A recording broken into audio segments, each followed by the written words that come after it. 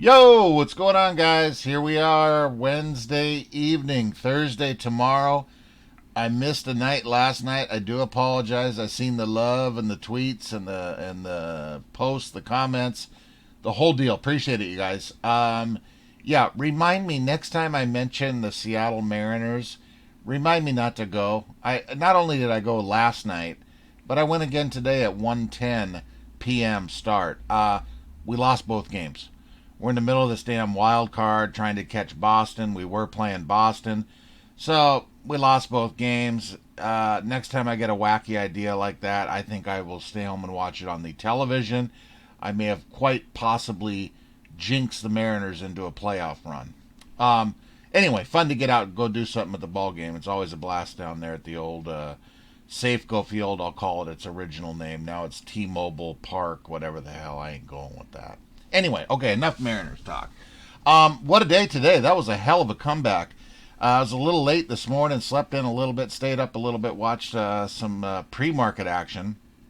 Got up, and this son of a gun was down at 44 and some change or whatever, and I'm like, holy crap, I logged back in. We're right back up at 46, 47 bucks. So outstanding. I seen a lot of folks buying that dip down there. Every time, it doesn't matter what level we're at.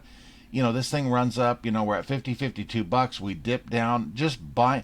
This whole thing here, this run up here, could just be natural buying of the savage apes on the sideline, right? So, beautiful, beautiful day today. We're going to touch on the dark pool at the end of this thing. Found a real funky thing with the dark pool and GME. GME is off in the dark pool. We'll touch on that in a minute. So, we got a lot of things going on. We got Gensler, we got Whistleblowers busting $1 billion in payout, the second highest payout ever. We got Adam Aaron and the Bitcoins, the Litecoins, and the ETH blasted in there as well. So that's super cool. So let's blast right into this son of a gun. Couple of bullish pieces here today. Why this former NYSE trader bought shares of AMC, A-Firm, and Moderna on Tuesday. This here is Mr. What's his name? David Green? Yeah, David Green, 30-year trader, live on the Benzinga Tuesday morning show. Bought some AMC, Moderna, and A-Firm Holdings, Affirm Holdings. On Tuesday, AMC stock opened up about 1.5% green. Put out an order to buy 100 shares of AMC at $49.20. I love this level right here in AMC, Green said. This is setting up to be a nice trade. I like that wording right there. Welcome aboard, sir, with your 100 shares, you cheap ass. I'm sure he's got a few bucks. Let's put in a couple more buy orders there, sir. Let's get you at least a couple thousand, if not in the tens of thousands. I'm sure you got a few bucks to play with. Thank you, sir. All right, SEC. You guys know me and my SEC whistleblowers. A whopper today. SEC surpasses $1 billion. Something very interesting in this son of a gun. We'll touch on in a minute.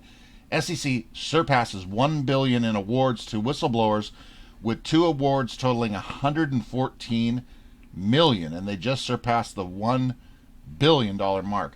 SEC Commission today announced awards approximately $110 million and $4 million to 2 whistleblowers whose information and assistance led the SEC to and related actions, including over $500 million. Oh, this is.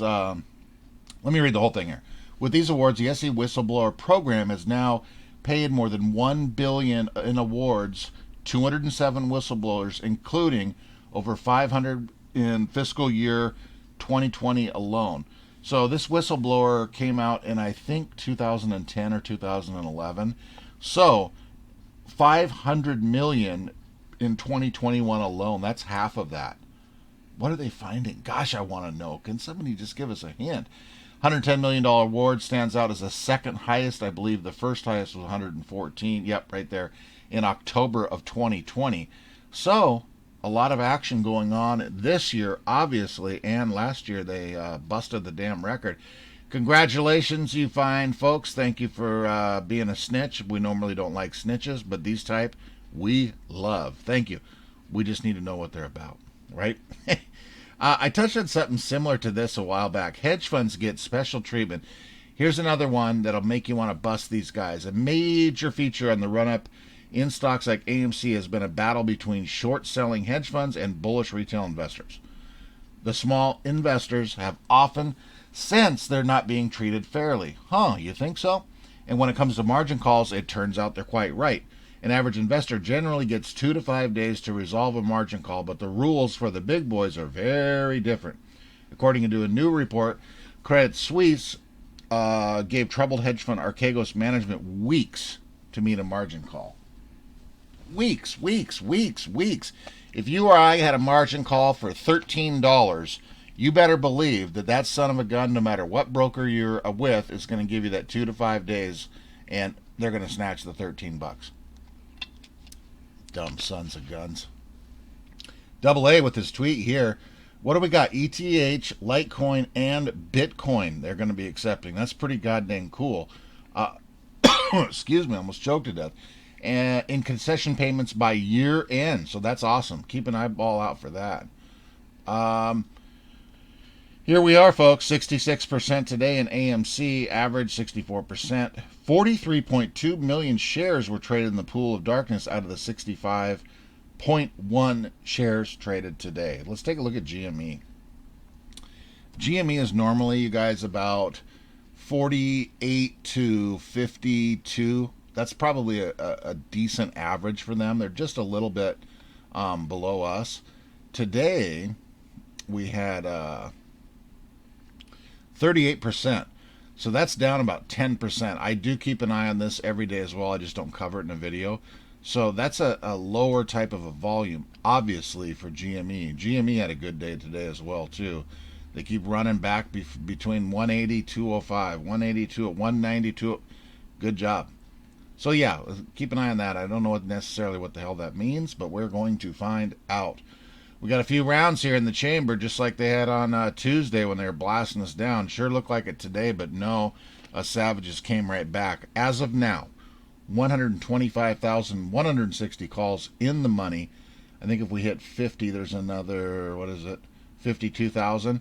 Let's keep an eye. Tomorrow's obviously a critical day, Thursday, and then Friday, obviously with options expiration blasting off then. And then on to the news of the day. Double G, SEC Chair Gensler defends GameStop GME investors' right to use Reddit for short squeeze. Let's take a listen to this. I want to touch on a couple of things in the video. If you guys have not seen this, Cramer gets his fat mouth involved in there. And remember what Jim Cramer does and has done for decades, right? Just remember that, just for a second here. On the subject of gamification, we were just looking at shares of AMC. Obviously, we're talking about Robinhood. I mean, they're on college campuses encouraging students to open accounts. I think giving them, maybe it's $15 to do so. You know, I know from personal experience, there's a lot of college students who are trading Bitcoin on their phone, trading in any number of these so-called meme stocks. It's unclear how much they really understand about the markets or the underlying fundamentals. Is that a concern to you?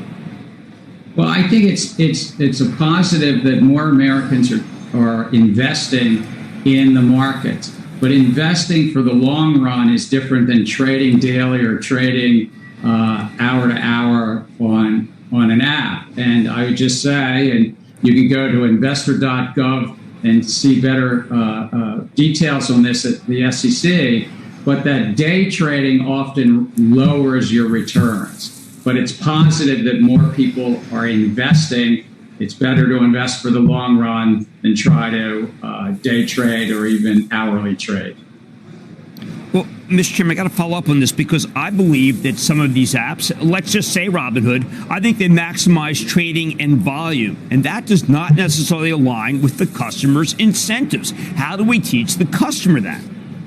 Well, I think that we certainly need to do all collectively, the media, the SEC and others, all we can do to help educate the public. Ultimately, the public gets to decide what they invest in. That's our basic bargain. But also we have the SEC here to try to protect the public. And what we're trying to do in terms of what you just said is if the application, the platform, is maximizing and running an algorithm in the background to maximize their revenues, whether it's a robo-advisor or a trading app, that presents a potential conflict right there. And that's something that Congress long ago said to the SEC to address those conflicts. And disclosure alone may not do it. It may not be good enough to say, hey, we have a conflict, don't worry, we like you too. It's really, we have to address those conflicts and try to help the investing public out. All right, well, I'm going to be sure about this. We know that Justice Brandeis said that disclosure is the best disinfectant. You are now saying on air that disclosure may not be enough when it comes to the so-called gamification that some of these organizations have. I think that in many ways, Robinhood is no different from DraftKings. If you get $100, if Mahomes scores a touchdown. We've said this for decades. My predecessors, Republican and Democratic alike, we use the tools in the toolkit that Congress gave us.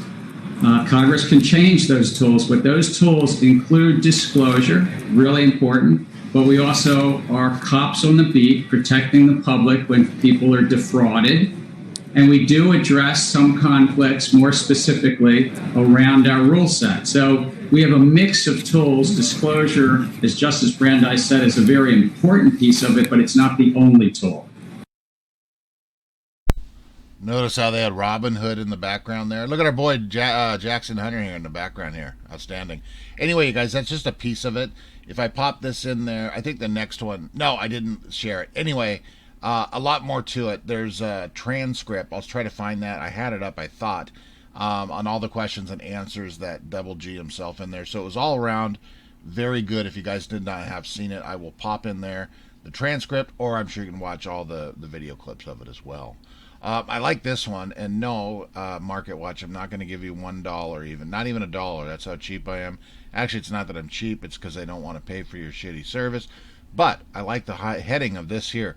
SEC Chair Gensler defends Reddit GameStop investors' right to smash short sellers. Smash. I think we are smashing them fine, folks. So outstanding. Good news. I like Gary's out talking. He's saying a lot of good things. Remember, saying and doing are obviously two different things. Real quickly on the way out, you guys, this is a very good article on this whole China, the Evergrande situation with this property and all this nonsense that's going on over there.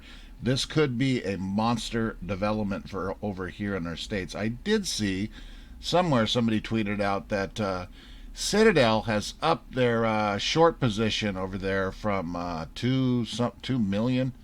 They've upped their short position 4 times as they did. So they're shorting the shit out of this thing. Sound familiar? Yeah. But if you scroll down to here, read the whole article. It's not too long. But the potential ripple effect in this whole thing too could be massive.